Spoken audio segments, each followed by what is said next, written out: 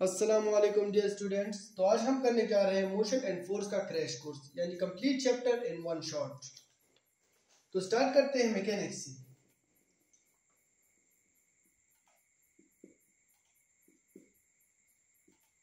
ठीक है, mechanics is the branch of physics which deal with the study of motion.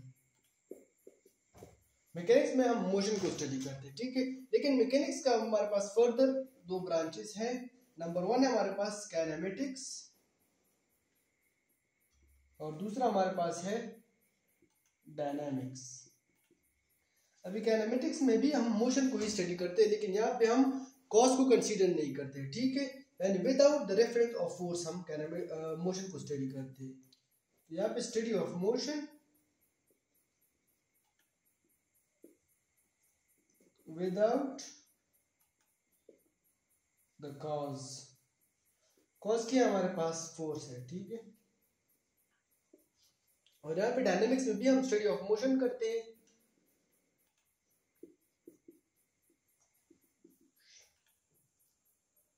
With cause, ठीक है। यहाँ पे हम कॉज को कंसीडर करते हैं, मतलब हम यहाँ पे फोर्स को कंसीडर करते हैं।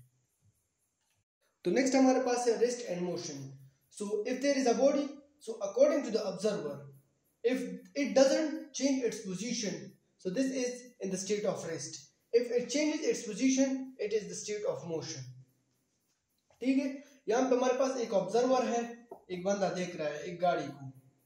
अगर ये गाड़ी रेस्ट में है, फॉर एग्जांपल ये खड़ी हुई है, अपना पोजीशन चेंज नहीं कर रही, ठीक है।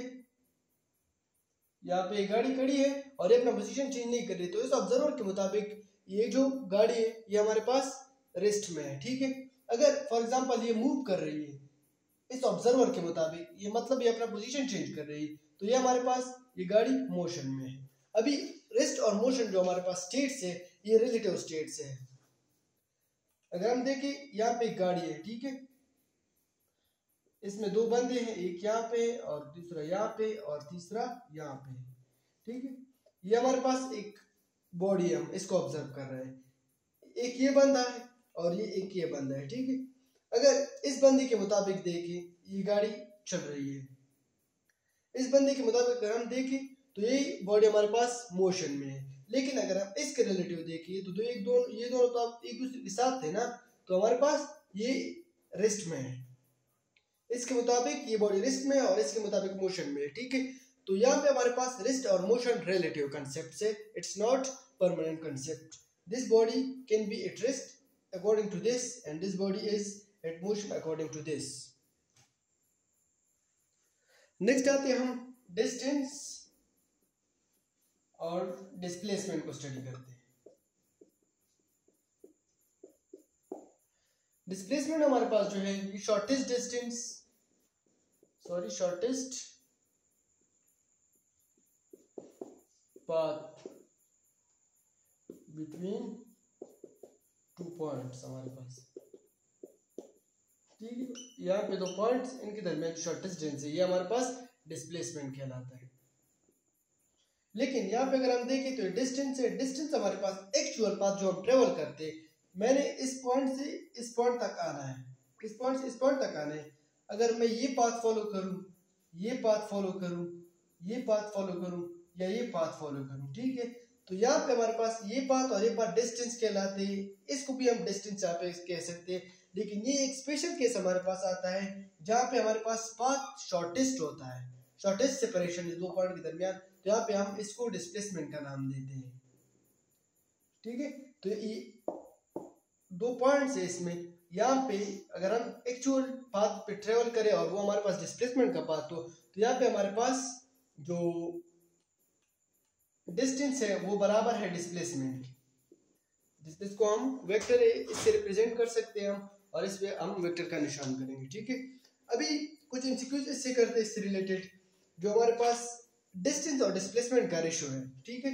यहाँ पे हमारे पास for example distance by displacement है, तो ये कितने के बराबर है? ये हमारे पास या ग्रेटर देन और या इक्वल टू 1 हो सकता है। इससे कम नहीं हो सकते, ठीक है। अगर हम दूसरी तरफ देखें डिस्प्लेसमेंट,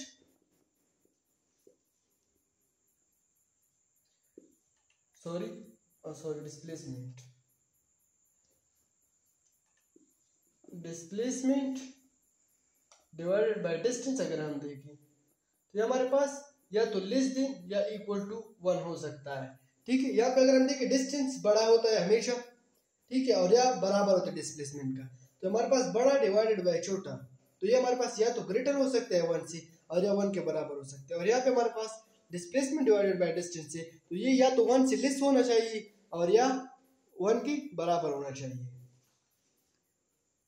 अभी मैं डिस्टेंस और डिस्प्लेसमेंट का एग्जांपल देता हूँ आपको। फॉर एग्जांपल एक बॉडी यहाँ से स्टार्ट किया और यहाँ से आगे यहाँ तक आ गया, ठीक है। फॉर एग्जांपल उसने एक सर्कुलर पाथ में ट्रेवल किया, तो यहाँ पे हमारे पास जो डिस्प्लेसमेंट है, ठीक है, वो हमारे पास बराबर है, इससे हम रिप्रेजेंट करते हैं हम इसको, ये बराबर है 0 के। और जो हमारे पास डिस्टेंस है जिसको मैं d से रिप्रेजेंट करता हूँ, वो हमारे पास बराबर है सर्कमफेरेंस ऑफ द सर्कल, जो कि हमारे पास 2 पाई r के बराबर है। यहाँ पे जो डिस्प्लेसमेंट को हम रिप्रेजेंट कर सकते हैं किसी भी उसके साथ, फॉर एग्जांपल s या d इस वगैरह से रिप्रेजेंट कर सकते हैं, और डिस्टेंस कभी भी नेगेटिव नहीं हो सकते हैं, ठीक है। और यहाँ पे जब जो डिस्प्लेसमेंट है उसको हम mainly delta r, delta s और इस तरह रिप्रेजेंट करते हैं, क्योंकि ये वेक्टर है, हम इस पे एक एरो का निशान डालते हैं, ठीक है। इसके अलावा हम इसको डेल्टा x वगैरह इससे भी रिप्रेजेंट कर सकते हैं। और अगर हम एक सेमी सर्कल में देखें, फॉर एग्जांपल यहाँ पे मैंने एक सेमी सर्कल का पाथ ट्रेवल किया, ठीक है। तो यहाँ पे अगर हम देखें जो कि हमारे पास डिस्टेंस है वो ये पाथ है, ठीक है। जो हमारे पास 2 पाई r डिवाइडेड बाय 2 हम करेंगे तो ये पाई r के बराबर है यहाँ पे जो डिस्टेंस है, और डिस्प्लेसमेंट जो हमारे पास है वो 2r के बराबर है, यानी डायमीटर के बराबर है, डायमीटर के बराबर है, ये इस सर्कल का जो डायमीटर बनता है उसके बराबर है, ठीक है। तो ये थे हमारे पास 2 MCQs इसकी। नेक्स्ट मूव करते हैं हम वेलोसिटी की तरफ। तो वेलोसिटी हमारे पास है measure of displacement cover with the passage of time. जितना डिस्प्लेसमेंट हम कवर करते हैं delta s with respect to time, ये हमारे पास वेलोसिटी है, ठीक है। यहाँ हम कह सकते हैं कि the rate of change of displacement. तो यहाँ पे हमारे पास जो वेलोसिटी हमारे पास है, ये हमारे पास एक वेक्टर क्वांटिटी है और इसका डायरेक्शन सेम इसके डायरेक्शन में होता है, जो डिस्प्लेसमेंट है उसके डायरेक्शन में होता है। और इसका हमारे पास यूनिट है, इसका मीटर है और टाइम का सेकंड है, तो ये हमारे पास इसका मीटर पर सेकंड इसका यूनिट है। और डायमेंशन हमारे पास है L/T-1, ये इसका डायमेंशन है। And as we know displacement हमारे पास जो डेल्टा s है हमारे पास, ये पॉजिटिव भी हो सकता है और नेगेटिव भी हो सकता है। देन तो यहाँ पे हमारे पास वेलोसिटी वो भी पॉजिटिव भी।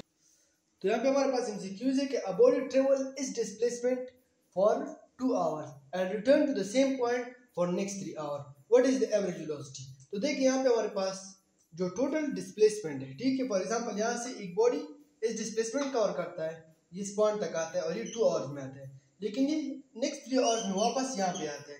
तो यहाँ पे अगर हम देखें नेट जो डिस्प्लेसमेंट हमारे पास है, ठीक है, टोटल डिस्प्लेसमेंट वो हमारे पास 0 है, ठीक है। तो इस हमारे पास 0 है और टाइम जो लिया है 2 + 3 तो 5 आवर है, तो यहाँ पे 5 पे डिवाइड करो और यहाँ पे हमारे पास आता है 0 आता है, ठीक है, वेलोसिटी। तो यहाँ पे हमारे पास है इंस्टेंटेनियस वेलोसिटी, v इंस्टेंट से हम इसको रिप्रेजेंट करते हैं, ठीक है। तो the velocity at a particular instant of time is known as instantaneous velocity. एक पर्टिकुलर टाइम पे, फॉर एग्जांपल ये गाड़ी जा रही है, ठीक है, एक पर्टिकुलर इंस्टेंट पे, एक टाइम पे हम इसको देखते हैं डायरेक्ट, तो इसकी जो उस वक्त वेलोसिटी होगी वो हमारे पास इंस्टेंटेनियस वेलोसिटी है। जब आप गाड़ी में बैठे हो और आप अचानक स्पीड मीटर की तरफ देखते हो, तो वो स्पीड मीटर जो हमारे पास वेलोसिटी का रीडिंग देता है, वो हमारे पास स्पीड का रीडिंग देता है, उसको हम इंस्टेंटेनियस वेलोसिटी या इंस्टेंटेनियस स्पीड कह सकते हैं। जो उस इंस्टेंट पे जो स्पीड होता है उसको हम इंस्टेंटेनियस स्पीड कहते हैं। यहाँ पे हम इसको रिप्रेजेंट करते हैं v instantaneous is equal to limit delta t is equal to 0। इसका मतलब है कि जो हमारे पास एक लिमिट पुट करते हैं जो डेल्टा टी हमारे पास, इसको हम इतना छोटा लेते हैं, इतना छोटा कि ये हमारे पास 0 तक करीब हो जाता है। फॉर एग्जाम्पल 0.00 समथिंग, 0.01 थ्रू और इतने सेकंड हम टाइम लेते हैं, ठीक है। इसमें नेक्स्ट हमारे पास है यूनिफॉर्म वेलोसिटी, ठीक है। तो यूनिफॉर्म वेलोसिटी हमारे पास इस तरह होता है कि equal displacement covered in equal interval of time. यहाँ पे हमारे पास जो बॉडी है वो इक्वल डिस्टेंस कवर करता है इक्वल इंटरवल ऑफ टाइम में, ठीक है। तो इस केस में जो जब गाड़ी यूनिफॉर्म वेलोसिटी में या कोई बॉडी यूनिफॉर्म वेलोसिटी के साथ जा रही हो, तो उस केस में हमारे पास इंस्टेंटेनियस वेलोसिटी जो होती है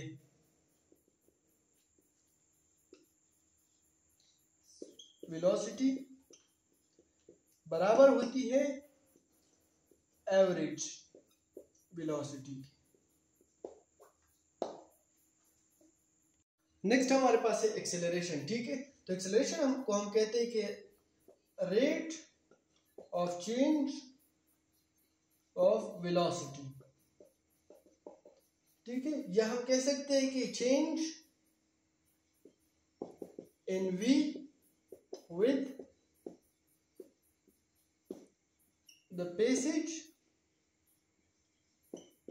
of time, ठीक है। तो यहाँ पे हमारे पास एक्सेलरेशन, हमारे पास चेंज है इन velocity with the passage of time. Mathematically हम इसको रिप्रेजेंट करते हैं, एक्सेलरेशन ए से रिप्रेजेंट करते हैं हम। तो ये हमारे पास है change in velocity with respect to time, ठीक है। इसको हम इस तरह भी लिख सकते हैं, vf minus vi divided by T final minus T initial. और ये हमारे पास एक्सेलरेशन एक वेक्टर क्वांटिटी है, ये वेक्टर हमारे पास, और डायरेक्शन सेम होता है, सेम डायरेक्शन एज वेलोसिटी, ठीक है। और इसका हमारे पास जो यूनिट है हमारे पास वो है तो नेक्स्ट हम पढ़ते हैं types of acceleration. Average acceleration हमारे पास है, इसको हम इस तरह रिप्रेजेंट करते हैं, और ये हमारे पास बराबर है total change in velocity divided by total time taken, okay. तो इसको हम इस तरह डायरेक्ट लिख सकते हैं, ठीक है। अभी हमारे पास इसके बाद है इंस्टेंटेनियस, भी हमारे पास है इंस्टेंटेनियस एक्सेलरेशन, जिसको हम ए इंस्टेंट से हम रिप्रेजेंट कर सकते हैं, ठीक है।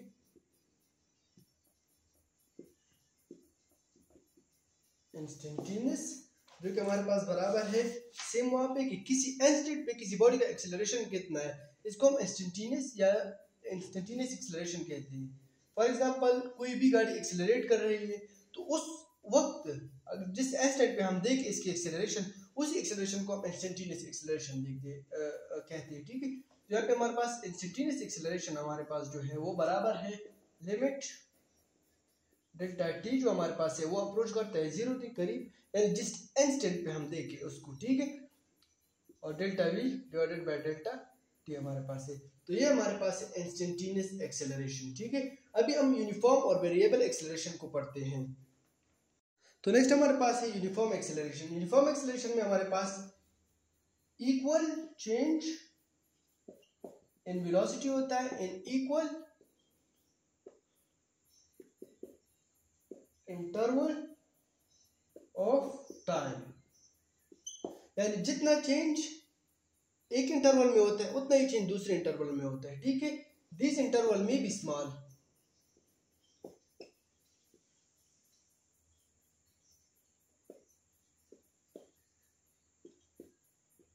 और ये जो इंटरवल हमारे पास है ये स्मॉल हो सकते हैं, मतलब बहुत छोटे छोटे इंटरवल हो सकते हैं हमारे पास।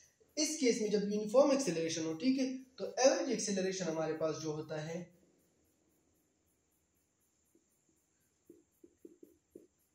वो बराबर होता है इंस्टेंटेनियस एक्सेलरेशन की। यहाँ पे हमारे पास एवरेज एक्सेलरेशन इंस्टेंटेनियस एक्सेलरेशन के बराबर होता है यूनिफॉर्म एक्सेलरेशन की केस में, और ये एमसीक्यूज के लिए इंपॉर्टेंट है, ठीक है। जो हमारे पास वेरिएबल एक्सेलरेशन होता है, ठीक है, यहाँ पे हमारे पास unequal change in v, v हमारे पास वेलोसिटी है यहाँ पे, in equal interval of time.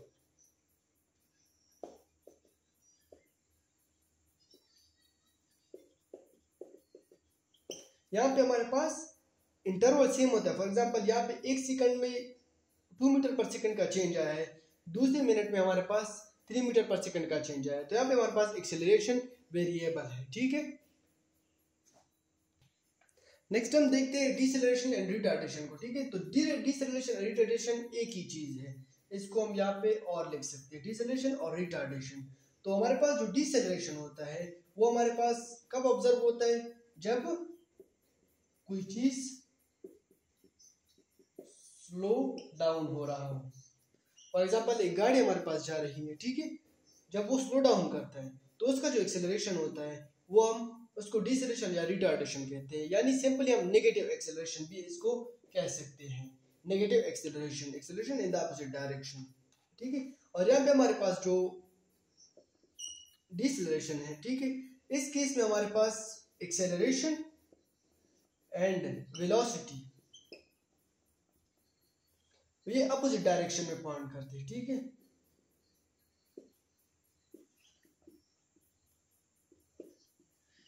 For example इस गाड़ी में अगर हम देखें,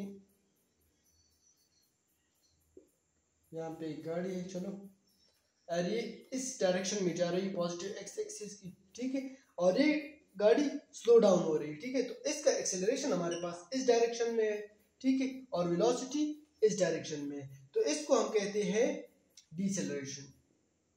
इस एक्सेलरेशन को हम डिसेलरेशन कहते हैं। अभी हम देखते हैं नेगेटिव एंड पॉजिटिव एक्सेलरेशन को। तो नेक्स्ट हमारे पास है नेगेटिव एंड पॉजिटिव एक्सेलरेशन, ठीक है। अगर हमारे पास एक गाड़ी है वो पॉजिटिव एक्स एक्सिस की डायरेक्शन में मूव कर रही है, ठीक है, तो यहाँ पे हमारे पास अगर ये गाड़ी स्लोइंग डाउन हो रही है, ठीक है, तो इसका हमारे पास वेलोसिटी इस डायरेक्शन में है, लेकिन इसका एक्सेलरेशन इस डायरेक्शन में होगा, ठीक है। स्लो डाउन कर रही, स्पीड कम हो रहा है, ठीक है, तो यहाँ पे हमारे पास इसका एक्सेलरेशन इस डायरेक्शन में है, यानी नेगेटिव एक्सेलरेशन हमारे पास है, नेगेटिव हमारे पास। यहाँ पे अगर हम देखें ये गाड़ी नेगेटिव एक्स की डायरेक्शन में मूव कर रही है, यानी डिस्प्लेसमेंट नेगेटिव है हमारे पास, और जो हमारे पास गाड़ी है वो स्पीडिंग अप हो रही है, ठीक, यहाँ पे स्पीड अप हो रही है और यहाँ पे स्लो डाउन था, यहाँ पे स्लोइंग डाउन है और यहाँ पे हमारे पास स्पीडिंग अप है। इस केस में स्पीड अप कर रहा है, ठीक है, और इसका जो एक्सेलरेशन है वो भी इस डायरेक्शन में, ठीक है, और ये हमारे पास नेगेटिव एक्सिस की डायरेक्शन है, तो यहाँ पे हमारे पास जो एक्सेलरेशन है वो भी नेगेटिव है, ठीक है। ये क्यों है, इस पे मैंने एक डिटेल वीडियो बनाई है, उसका लिंक मैं आई बटन में दे दूंगा, ठीक है, और डिस्क्रिप्शन में भी मैं लिंक दे दूंगा, ठीक है। अभी आते हैं पॉजिटिव एक्सेलरेशन की तरफ। अगर फॉर एग्जांपल यही गाड़ी है और यहाँ पे ये स्पीड अप हो रही है, ठीक है, स्पीडिंग अप, और यहाँ पे हमारे पास ये स्लोइंग डाउन हो रही है, ठीक है। तो इस केस में अगर हम देखें ये इसका एक्स भी पॉजिटिव है हमारे पास, ये जो वेलोसिटी है, ठीक है, जो फाइनल वेलोसिटी हमारे पास है minus initial velocity, final velocity हमारे पास है वो ज्यादा होती है इनिशियल से, तो यहाँ पे हमारे पास वी एफ ज्यादा होता है, तो ये वैल्यू पॉजिटिव आएगी, तो यहाँ पे हमारे पास जो एक्सेलरेशन है वो भी पॉजिटिव होगा और वो इस डायरेक्शन में है, ठीक है। एंड दिस केस सेम ये केस होता है, लेकिन यहाँ पे हमारे पास होता है we I minus we f होता है, ठीक है। तो अगर ये स्लो डाउन कर रहा है, ठीक है, तो हमारे पास इसकी जो हमारे पास इनिशियल वेलोसिटी होती है वो ज्यादा होती है फाइनल वेलोसिटी से, ठीक है। ये कैसा है, इस पे मैंने डिटेल वीडियो बनाई, आई बटन में लिंक दे दिया और उसको चेक करें, ठीक है। तो यहाँ पे हमारे पास V I minus we F है, ठीक है, यहाँ पे टी बी डिवाइड है, ठीक है। तो यहाँ पे हमारे पास V I minus we F है, वी आई ज्यादा है वी एफ से, ठीक है। तो एक्सेलरेशन हमारे पास होगा वो पॉजिटिव होगा क्योंकि इससे पॉजिटिव वैल्यू आएगा, तो इसका फिर एक्सेलरेशन जो है वो इस डायरेक्शन में होगा। हालांकि ये नेगेटिव एक्स में मूव कर रही है और ये स्लो डाउन हो रही है, तो इसका एक्सेलरेशन इस डायरेक्शन में है जो कि हमारे पास पॉजिटिव एक्सेलरेशन है, ठीक है। तो इन दोनों केसों में हमारे पास जो एक्सेलरेशन है वो पॉजिटिव है, और पहले जो दो केस थे उसमें एक्सेलरेशन हमारे पास नेगेटिव होता है। पास है ग्राफिकल इंटरप्रिटेशन, ठीक है। तो हम यहाँ पे एक्स टी ग्राफ का इंटरप्रिटेशन करते हैं।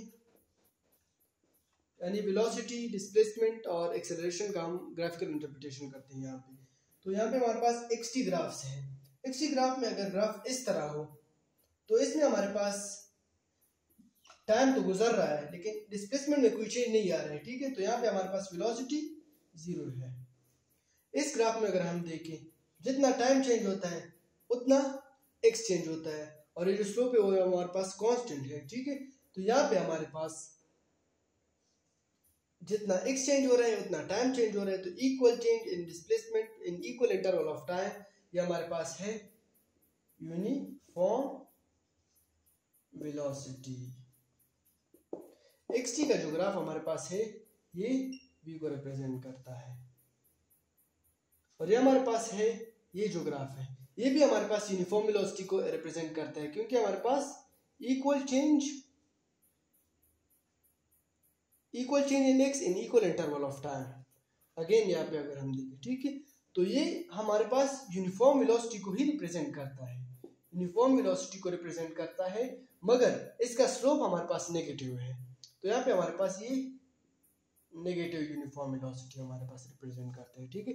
नेक्स्ट हमारे पास है वेरिएबल वेलोसिटी का ग्राफ है। यहाँ पे अगर हम देखें तो x और जो हमारे पास t में जो चेंज आ रहा है unequal change in x in equal interval of time, unequal change in x displacement in unequal interval of time। तो ये हमारे पास वेरिएबल वेलोसिटी है, ठीक है। नेक्स्ट मूव करते हैं vt ग्राफ की तरफ। तो नेक्स्ट हमारे पास है ग्राफ्स का जो पोर्शन है उसमें हमारे पास नेक्स्ट है वेलोसिटी टाइम ग्राफ। तो यहाँ पे हमारे पास y एक्सिस पे वेलोसिटी है और x एक्सिस पे t है। तो ये जो ग्राफ का स्लोप है या ग्राफ है ये हमारे पास एक्सेलरेशन को रिप्रेजेंट करता है। तो यहाँ पे हमारे पास ये एक्सेलरेशन कांस्टेंट स्लोप है, equal change in velocity in equal interval of time. तो ये हमारे पास यूनिफॉर्म एक्सेलरेशन को रिप्रेजेंट करता है। तो यहाँ से A to B uniform acceleration हमारे पास है, ठीक है। यहाँ पे uniform acceleration. B to C अगर हम देखें तो no change in velocity but change in time. Time गुजर रहा है लेकिन वेलोसिटी में कोई चेंज नहीं आ रहा है। तो डेल्टा V यहाँ पे 0 है तो हमारे पास एक्सेलरेशन भी यहाँ पे 0 एक्सेलरेशन है, ठीक है। यहाँ पे अगर हम देखें B to D, B से D तक अगर हम देखें तो यहाँ पे यूनिफॉर्म एक्सेलरेशन है, सेम स्लोप इसी तरह है लेकिन डाउनवर्ड की तरफ है। तो यहाँ पे हमारे पास एक यूनिफॉर्म एक्सेलरेशन है मगर नेगेटिव है एक्सेलरेशन। और यहाँ पे अगर हम देखें यहाँ पे हमारे पास वेलोसिटी 0 है, ठीक है, और टाइम मूव कर रहा है। तो यहाँ पे हमारे पास ये रेस्ट को रिप्रेजेंट करता है, ये भी रेस्ट को रिप्रेजेंट करता है। तो हमारे पास डेल्टा V 0 है तो जब डेल्टा V 0 हमारे पास एक्सेलरेशन भी 0 होता है। तो D to E हमारे पास एक्सेलरेशन 0 है, ठीक है। और यहाँ पे अगर हम E to F देखें तो यहाँ पे हमारे पास एक्सेलरेशन बढ़ रहा है लेकिन नेगेटिव डायरेक्शन में, एक्सेलरेशन यूनिफॉर्म एक्सेलरेशन है लेकिन नेगेटिव डायरेक्शन में, ठीक है। तो यहाँ पे हमारे पास एक्सेलरेशन नेगेटिव है, नेगेटिव एक्सेलरेशन। वेलोसिटी में चेंज आ रहा है लेकिन अपोजिट डायरेक्शन में आ रहा है, ठीक है। तो हमारे पास यहाँ पे एक्सेलरेशन नेगेटिव है। तो नेक्स्ट हमारे पास है इक्वेशंस ऑफ मोशन। ये हमारे पास only applicable for accelerated motion, uniformly accelerated motion के लिए एप्लीकेबल। अगर हमारे पास कोई और एक्सेलरेशन हो, नॉन यूनिफॉर्म और वेरिएबल एक्सेलरेशन हो तो उसके लिए हमारे पास ये इक्वेशन एप्लीकेबल नहीं है और यहाँ पे वहाँ पे हम ये यूज नहीं कर सकते, ठीक है। अभी हमारे पास ये फर्स्ट इक्वेशन ऑफ मोशन है, ये हमारे पास सेकंड है और ये थर्ड इक्वेशन ऑफ मोशन है, ठीक है। ये तीनों हमारे पास बहुत इंपॉर्टेंट रखते हैं प्रॉब्लम सॉल्विंग में, ठीक है। तो अगर हमारे पास है Newton law of motion, Newton का first law, Newton first law, an object remain at rest और uniform motion in a straight line unless an external force act. ये कहते हैं कि एक ऑब्जेक्ट रेस्ट में हो और एक ऑब्जेक्ट फॉर एग्जांपल यहाँ पे मोशन में है, जब तक इस ऑब्जेक्ट पे कोई फोर्स एक्ट नहीं करता है ये अपने रेस्ट में ही रहेगा, ये अपने पोजीशन और अपने स्टेट को चेंज नहीं करेगा, ठीक है। और जो हमारे पास दूसरा है, अगर कोई बॉडी यूनिफॉर्म मोशन में है, यूनिफॉर्म वेलोसिटी फॉर एग्जांपल इसकी v है, तो ये इसकी वेलोसिटी ही रहेगी तब तक जब तक इस पे कोई एक्सटर्नल फोर्स एक्ट नहीं करता है। जब एक्सटर्नल फोर्स इस पे एक्ट करता है, ठीक है, तो यहाँ पे हमारे पास एक्सेलरेशन प्रोड्यूस होता है। तो हम इसका मैथमेटिकल फॉर्म हम इस तरह लिख सकते हैं, अगर if net equal 0 then delta v हमारे पास वो भी 0 के बराबर होगा। अगर एक्सटर्नल फोर्स एक्ट नहीं करता है वो हमारे पास इनर्शिया का है। ठीक है, मैं यहाँ पे लिख देता हूँ, इसको लॉ ऑफ इनर्शिया भी कहते हैं इसी कंसेप्ट की वजह से। इनर्शिया कहते हैं कि ये एबिलिटी ऑफ अ बॉडी या property of a body to resist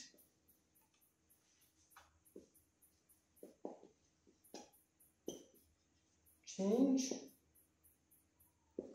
in velocity, या हम इसको लिख सकते हैं कि टू रेजिस्ट एक्सेलरेशन। ठीक है, तो हमारे पास ये है कि ये हमारे पास नेचुरल टेंडेंसी है to be in uniform motion और इन रेस्ट पोजीशन। यहाँ पे एक मास है। ठीक है, तो इस मास को अगर ये मास इसकी ये नेचुरल टेंडेंसी है, ये अगर यूनिफॉर्म वेलोसिटी में रहना चाहता है तो हमारे पास इनर्शिया एक इंपॉर्टेंट कंसेप्ट है न्यूटन फर्स्ट लॉ में। ठीक है, तो इनर्शिया हमारे पास है, एक प्रॉपर्टी है हमारे पास of body to resist acceleration। अगर एक बॉडी है, ठीक है, वो रेस्ट में, तो वो रेस्ट में रहना चाहती है, और एक अगर यूनिफॉर्म मोशन में, तो ये यूनिफॉर्म मोशन में रहना चाहती है। इसी प्रॉपर्टी को हम इनर्शिया कहते हैं। ठीक है, और ये natural tendency of the object है। ठीक है, जो हमारे पास नेक्स्ट हमारे पास है Newton second law. Newton laws of motion में हमारे पास है Newton second law. Newton second law state करता है कि हमारे पास जो एक्सेलरेशन है वो डायरेक्टली प्रोपोर्शनल है टू द अप्लाइड फोर्स। जितना फोर्स अगर आप एक बॉडी पे एक फोर्स अप्लाई कर रहे हो, ठीक है, जितना फोर्स ज्यादा होगा उतना ही एक्सेलरेशन उसमें ज्यादा प्रोड्यूस होगा। ये हमारे पास न्यूटन का जो स्टेटमेंट है न्यूटन सेकंड लॉ का। और एक दूसरा हमारे पास है कि एक्सेलरेशन जो कि हमारे पास इनवर्सली प्रोपोर्शनल है to the mass of the body.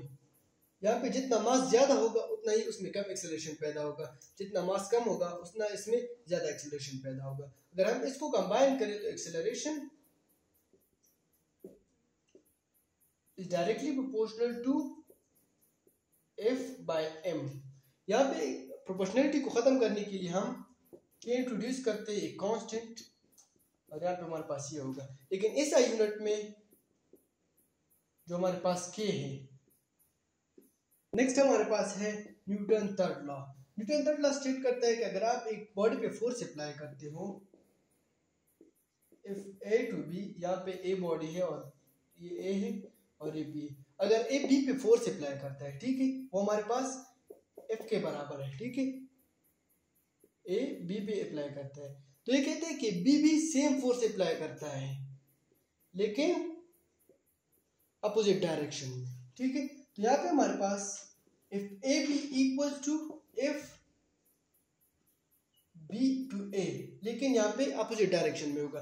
ये कहते हैं फॉर एग्जांपल अगर आप फुटबॉल को लात देते हो तो आप फुटबॉल पे जितना फोर्स अप्लाई करते हो, ठीक है, फुटबॉल भी आप पे इतना ही फोर्स अप्लाई करता है लेकिन अपोजिट डायरेक्शन में करता है। तो if AB is equal to minus F B A. For example अगर आप रास्ते में किसी को थप्पड़ देते हो, टॉपिक हमारे पास है लीनियर मोमेंटम। ठीक है, तो लीनियर मोमेंटम को हम इस तरह डिफाइन करते हैं कि the quantity of motion in a body. For example हम इसको इस तरह लिख सकते हैं, quantity of motion in a body. एक बॉडी है मास m का, इसमें कितना वेलोसिटी है, और इस प्रोडक्ट को हम कहते हैं p, मोमेंटम। और p हमारे पास एक वेक्टर है जो कि हमें जिसका डायरेक्शन हमारे पास वेलोसिटी के डायरेक्शन में होता है। और ये हमारे पास अगर हम देखें तो इसका यूनिट बनता है मीटर का। हमारे पास फॉर एग्जांपल मास का हमारे पास 1 kg और जो वेलोसिटी का हमारे पास मीटर पर सेकंड है। ठीक है, तो 1 kg मीटर पर सेकंड है। अगर हम इसके साथ सेकंड बोथ साइड पे मल्टीप्लाई करते हैं तो ये हमारे पास सेकंड स्क्वायर बनता है। इससे हम न्यूटन सेकंड भी लिख सकते हैं। आगे मैं प्रूफ करके दिखाता हूँ आपको कि इसका यूनिट ये कैसे है। ठीक है, ये हमारे पास मोमेंटम है, ये हमारे पास एक वेक्टर क्वांटिटी है। ठीक है, और इसका डायमेंशन आप यहाँ से निकाल सकते हो। और यहाँ पे kg है हमारे पास, तो ये हमारे पास m है, और यहाँ पे l है, और यहाँ पे t इनवर्स है। तो ये हमारे पास ये इसका डायमेंशन हो गया। अब देखते हैं हम Newton second law and linear momentum को। ठीक है, जिस तरह आपको पता है कि F is equal to ma from Newton second law, ठीक है। और हमें ये भी पता है कि एक्सेलरेशन बराबर है vf minus vi divided by t, ठीक है। तो आइए इसको देखते हैं, यहाँ पे इस एक्सेलरेशन को यहाँ पे पुट करते हैं। तो f हमारे पास हो गया m into v F minus v i divided by t delta T, ठीक है। तो यहाँ पे हमारे पास ये एम वी एफ हो गया माइनस एम वी आई हो गया डिवाइडेड बाय डेल्टा टी। तो एम वी एफ हमारे पास बराबर है पी फाइनल, एम वी आई हमारे पास है पी इनिशियल, ठीक है। तो यहाँ पे हम लिख सकते हैं कि P final minus P initial divided by delta T. तो यहाँ पे हमारे पास फोर्स हो गया डेल्टा पी, क्योंकि P f minus P I को हम चेंज इन मोमेंटम कह सकते हैं ना, डेल्टा पी, ठीक है। और इसको हम डेल्टा टी टाइम पे डिवाइड करते हैं, ठीक है। तो यहाँ पे हमारे पास डेल्टा पी बराबर हो गया F cross delta T, cross नहीं ये सिंपल प्रोडक्ट है, ठीक है हमारे पास। तो यहाँ पे ये हमारे पास ये जो इक्वेशन है ये न्यूटन सेकेंड लॉ को in term of momentum represent करता है, ठीक है। और ये कहते हैं कि the rate of change of momentum in a body is equal to the applied force. The time rate of change of linear momentum in a body is force acting on the body. Next हमारे पास है impulse and change in momentum. Impulse को हम किस तरह define करते हैं? For example यहाँ पे हम लिखते हैं impulse, ठीक है। इसको हम J से रिप्रेजेंट करते हैं, ठीक है। तो यहाँ पे हमारे पास impulse जो है वो हमारे पास प्रोडक्ट है force and the time interval, जिस इंटरवल में हमारे पास फोर्स एक्ट करता है, ठीक है। The time interval for which the force act. तो ये हमारे पास सिंपल हो गया, ये हमारे पास एक वेक्टर क्वांटिटी है, इंपल्स वेक्टर क्वांटिटी है, इसका direction is same as force, जिस डायरेक्शन में फोर्स होता है उसी डायरेक्शन में इम्पल्स होते हैं, ठीक है। और इम्पल्स का ऐसा यूनिट हमारे पास है न्यूटन सेकेंड। न्यूटन सेकेंड इसका फोर्स हमारे पास यूनिट है, ठीक है। अगर जो हमारे पास फोर्स एक्ट कर रही है किसी ऑब्जेक्ट पे, अगर वो हमारे पास, तो नेक्स्ट हम देखते हैं impulse and change in momentum में रिलेशन क्या है। तो इन दोनों के दरमियान क्या रिलेशन है? जैसे कि आपको पता है कि हमारे पास Newton second law in term of momentum हमारे पास इस तरह लिख सकते हैं हम, F is equal to delta P divided by delta T, ठीक है। तो ये हमारे पास Newton second law in term of momentum है, ठीक है। तो इसी फोर्स का जो हमारे पास है ये फार्मूला ये यहाँ पे पुट करते हैं, ठीक है। तो इम्पल्स बराबर हो गया हमारे पास delta P divided by delta T multiply by delta T, ठीक है। तो डेल्टा टी कैंसिल हो जाते हैं यहाँ पे, और जो हमारे पास जे है वो बराबर रहता है डेल्टा पी की। तो यहाँ पे हमारे पास जे को हम इस तरह भी लिख सकते हैं कि M V F minus M V I, ठीक है। और जे और मोमेंटम जो चेंज इन मोमेंटम है, ये मोमेंटम उनका यूनिट तो नेक्स्ट हमारे पास है law of conservation of linear momentum हमारे पास है, ठीक है। तो ये लॉ कहते हैं कि हमारे पास अगर एक आइसोलेटेड सिस्टम हो, ठीक है, तो उसका जो टोटल मोमेंटम है वो कंजर्व रहता है, कांस्टेंट रहता है। तो चेंज इन मोमेंटम हमारे पास जो है वो जीरो के बराबर होता है, ठीक है। कैसे, आइए देखते हैं, ठीक है। एक आइसोलेटेड सिस्टम वो सिस्टम होता है जिसपे एनवायरनमेंट का इफेक्ट बहुत कम रहता है या जीरो के बराबर रहता है या जीरो रहता है, ठीक है, हम इस तरह कह सकते हैं। वो हमारे पास एक आइसोलेटेड सिस्टम कहलाता है। तो एक आइसोलेटेड सिस्टम में जो फोर्स एक्ट करता है, आइसोलेटेड सिस्टम पे जो फोर्स एक्ट करता है वो जीरो के बराबर होता है, ठीक है। तो Newton second law in term of momentum अगर हम देखें यहाँ पे F is equal to delta P divided by delta t, जैसे कि आपको पता है कि यहाँ पे हमारे पास फोर्स जीरो के बराबर है, तो ये हमारे पास सारा टर्म जीरो के बराबर हो गया है, ठीक है। तो यहाँ पे हमारे पास टाइम को हम इस तरह मल्टीप्लाई करते हैं जो कि हमारे पास delta P is equal to zero हो गया, ठीक है। तो डेल्टा पी हमें पता है कि P f minus P I के बराबर है, तो ये हमारे पास जीरो के बराबर है। तो p f minus p f is equal to p i. तो यहाँ पे हमारे पास इनिशियल मोमेंटम जो होता है वो फाइनल मोमेंटम के बराबर होता है, यानी there is no change in the momentum, the total change in the momentum is zero. और जो हमारे पास जो मोमेंटम होता है वो कांस्टेंट रहता है, ठीक है।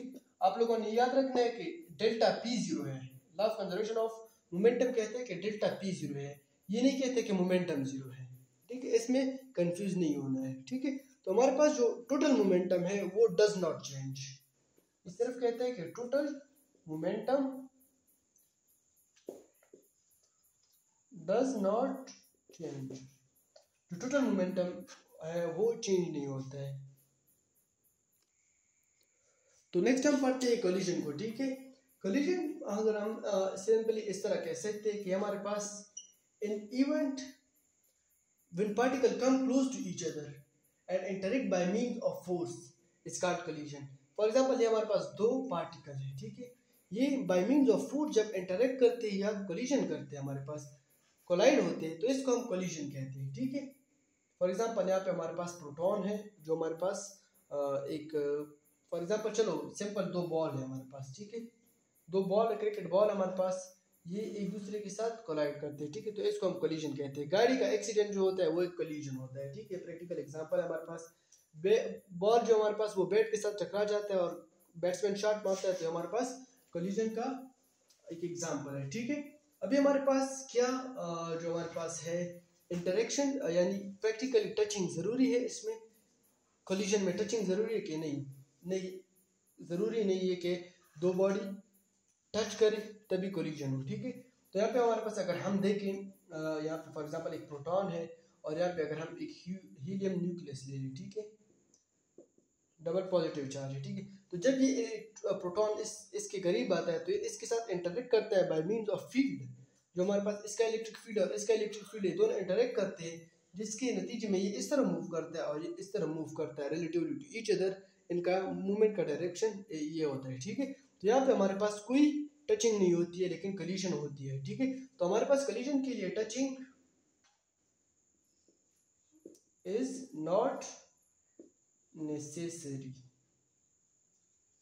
टचिंग जरूरी नहीं। ठीक है, जो कोलिजन में फोर्स होता है, ठीक है, इसको हम एज्यूम करते हैं कि ये मच लार्जर होता है एनी अदर फोर्स। जो कोलिजन का जो फोर्स, फॉर एग्जांपल दो गाड़ी टकरा जाती है, ठीक है, वो कितना ज्यादा फोर्स होता है, एक्सट्रीमली ज्यादा फोर्स होता है, जिसकी वजह से हमारे पास उनका मोमेंटम जो हमारे पास वो ज़्यादा होता है। ठीक है, तो इनका मोमेंटम सडन चेंज होता है, ज़्यादा इम्पल्स होता है। ठीक है, तो उसको इस जिसकी वजह से ये गाड़ी टूट जाती है और हमारे पास पीपल उसमें जो लोग हैं पैसेंजर है वो हर्ट हो जाते हैं। ठीक है, अभी कोलिजन के कुछ टाइप्स हैं वो हम पढ़ते हैं। ठीक है, तो यहाँ पे हमारे पास है इलास्टिक कोलिजन और इनइलास्टिक कोलिजन। ठीक है, जो इलास्टिक कोलिजन में होता है वो हमारे पास यहाँ पे लीनियर मोमेंटम जो हमारे पास है, या इसको हम पीक डायरेक्ट लिखते हैं। ठीक है, जो हमारे पास लीनियर मोमेंटम है एंड काइनेटिक एनर्जी जो होती है, ठीक है, काइनेटिक एनर्जी, ये दोनों कंजर्व रहते हैं। ठीक है, और इनइलास्टिक कोलिजन में, ठीक है, यहाँ पे हमारे पास लीनियर मोमेंटम कंजर्व रहता है। ठीक है, बट यहाँ पे हमारे पास जो काइनेटिक एनर्जी होती है वो कंजर्व नहीं रहती है, कंजर्व, यहाँ पे काइनेटिक एनर्जी कंजर्व नहीं रहती। ठीक है, यहाँ पे हमारे पास एक और केस है elastic collision in one dimension. ठीक है, elastic collision in one dimension वो केस हमारे पास है कि जब दो बॉडीज कोलाइड करती है, ठीक है, और वो सेम ही डायरेक्शन में, फॉर एग्जाम्पल जिस डायरेक्शन से वो आए थे और कोलाइड कर लेते, ठीक है, उसी लाइन में वो वापस मूव करे। ठीक है, इन स्ट्रेट लाइन वो वापस मूव करे आफ्टर द कोलिजन। तो यहाँ पे हमारे पास ये collision elastic collision in one dimension हम इसको कहते हैं। ठीक है, यहाँ पे हम वेलोसिटीज को डिस्कस करते हैं कि हमारे पास जो फाइनल वेलोसिटीज हमारे पास है इलास्टिक कोलिजन में, जो हेड ऑन कोलिजन होता है उसमें क्या रहते हैं, जो v1 होता है और v2 होता है। फॉर एग्जांपल ये दो बॉडीज हमारे पास, इसकी v1 है और इसका v2 हमारे पास है। ये कोलिजन के बाद इनकी जो वेलोसिटीज है, फाइनल वेलोसिटीज हमारे पास वो क्या होगी, या मैं इक्वेशन आपको दे दूंगा अभी। तो हमारे पास जो फाइनल वेलोसिटीज है v1 एंड v2, जो कि आफ्टर कोलिजन वेलोसिटी हमारे पास v1 इसके बराबर है, ठीक है, जो कि बराबर है m1 minus m2 divided by m1 plus m2 multiply by u1 and then 2m2 divided by m1 plus m2 and then multiply by u2 and v2 हमारे पास जो बराबर है सेकंड ऑब्जेक्ट की जो वेलोसिटी अगर हम फाइंड करना चाहे वो बराबर है 2m1 divided by m1 plus m2 and multiply by u1 and then m1 minus m2 and m1 plus m2 and multiply by u2। तो ये हमारे पास v2 हो गया, ठीक है। अब नेक्स्ट मूव करते हैं प्रोजेक्टाइल मोशन की तरफ। तो हमारे पास है प्रोजेक्टाइल मोशन। प्रोजेक्टाइल मोशन हमारे पास 2D मोशन है, experienced by an object that is thrown near Earth's surface and move in a curved path, parabolic path under the action of gravity। For example हमारे पास यहाँ पे एक football है, जब हम इसको किक करते हैं इनिशियल वेलोसिटी इसको हम देते हैं, ठीक है, तो ये यहाँ से उठता है और किसी और जगह पे यहाँ पे फॉल करता है, ठीक है। तो ये हमारे पास प्रोजेक्टाइल मोशन है, ठीक है। प्रोजेक्टाइल मोशन में हमारे पास सिर्फ होता है इनिशियल वेलोसिटी हम देते हैं, ठीक है, किसी ऑब्जेक्ट को, इसको अर्थ पे जो हमारे पास सरफेस है उससे किसी एंगल पे हम इनिशियल वेलोसिटी देते हैं और उसको प्रोजेक्ट करते हैं, ठीक है, और वो एक पाथ कवर करता है और यहाँ तक आता है, लेकिन इसमें कोई और फोर्स इन्वॉल्व नहीं, सिर्फ ये हमारे पास जो फिनोमेना होता है, जो मोशन होता है, ये under the action of gravity होता है, ठीक है, जिसकी वजह से ये पैराबोलिक या कर्व पाथ बनाता है, ठीक है। तो the path followed by the projectile is parabolic, ये पैराबोलिक होता है, एमसीक्यूज के लिए ये इंपॉर्टेंट पॉइंट है, ठीक है। और दूसरा हमारे पास है फॉर एग्जांपल एक जहाज है, ठीक है, एरोप्लेन है, वो एक जगह से टेक ऑफ करता है, यहाँ से फॉर एग्जांपल एक जहाज है, यहाँ से टेक ऑफ करता है, ठीक है, उड़ता है और यहाँ पे किसी एयरपोर्ट में वो होता है, ठीक है। ये जो जहाज का मोशन है ये हमारे पास प्रोजेक्टाइल मोशन नहीं है, ठीक है, क्योंकि इसको हम कंटिन्यूसली एनर्जी देते हैं, ठीक है, तो ये हमारे पास प्रोजेक्टाइल मोशन नहीं है। इस तरह एक रॉकेट जो हम स्पेस की तरफ मूव करते हैं, ठीक है, तो वो भी प्रोजेक्टाइल नहीं है तकरीबन, ठीक है, क्योंकि उसमें हमारे पास कंबशन होती जारी रहती है जो इसको थ्रस्ट देता है और ये अपवर्ड मूव करता है, ठीक है। तो नेक्स्ट देखते हैं हम maximum height, time of flight and range of projectile. तो यहाँ पे हमारे पास है maximum height, time of flight and range. इसके ये फार्मूलाज है जो कि बुक में डेराइव हो चुके हैं, अब डेरिवेशन का टाइम नहीं है हमारे पास। तो ये हमारे पास हाइट का फार्मूला है जो हमारे पास V naught square initial velocity का square sine square theta divided by 2 जो हमारे पास है, और यहाँ पे हमारे पास टाइम ऑफ फ्लाइट है 2 V naught sine theta divided by G है, एंड रेंज हमारे पास है V naught square sine 2 theta divided by जी।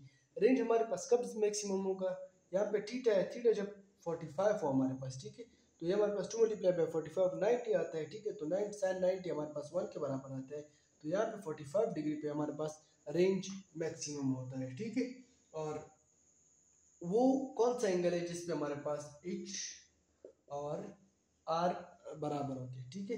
तो इसको फाइंड करने के लिए आप लोगों ने इन दोनों फार्मूले को कंपेयर करना है, ठीक है। तो यहाँ पे वी स्क्वायर, ठीक है, ये कैंसिल हो जाते हैं और यहाँ पे हमारे पास जी भी कैंसिल हो जाते हैं, ठीक है। तो इससे हमारे पास एक फार्मूला आता है, आंसर रिजल्ट आता है हमारे पास कि वो टेंजेंट ऑफ थीटा इक्वल्स 4 आता है यहाँ से, ठीक है। तो यहाँ पे हमारे पास फिर theta is equal to tangent inverse 4 आता है जो कि हमारे पास 76 के बराबर है, तकरीबन 76 डिग्री, ठीक है।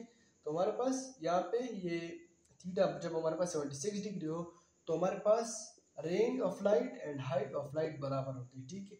अभी जो हमारे पास टाइम ऑफ लाइट है, ठीक है, ये जो हमारे पास है टाइम ऑफ लाइट, ठीक है, ये हमारे पास t/2 कब होती है,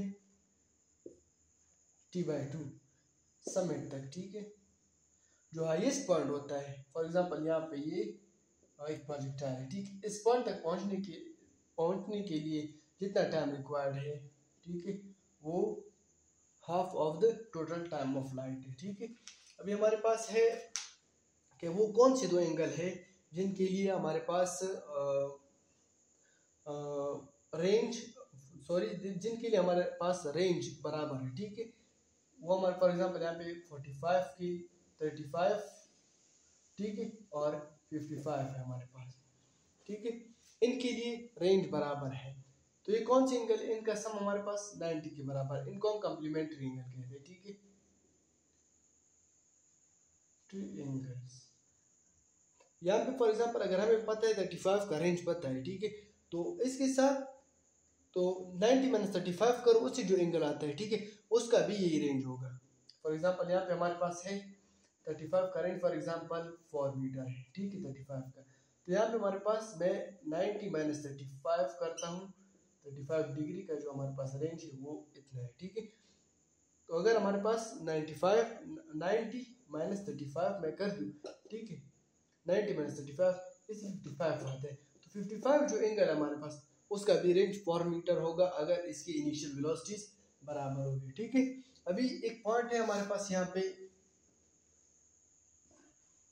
कि काइनेटिक एनर्जी हमारे पास प्रोजेक्टाइल मोशन, यहाँ पे एक प्रोजेक्टाइल है, ठीक है, इसका काइनेटिक एनर्जी कब मिनिमम होगी, ठीक है।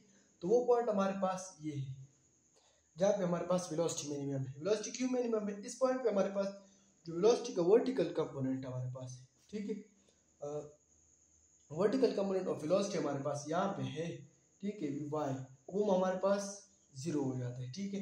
तो यहाँ पे हमारे पास सिर्फ वी एक्स रहता है, वी एक्स सारे मोशन में कांस्टेंट रहता है, ठीक है।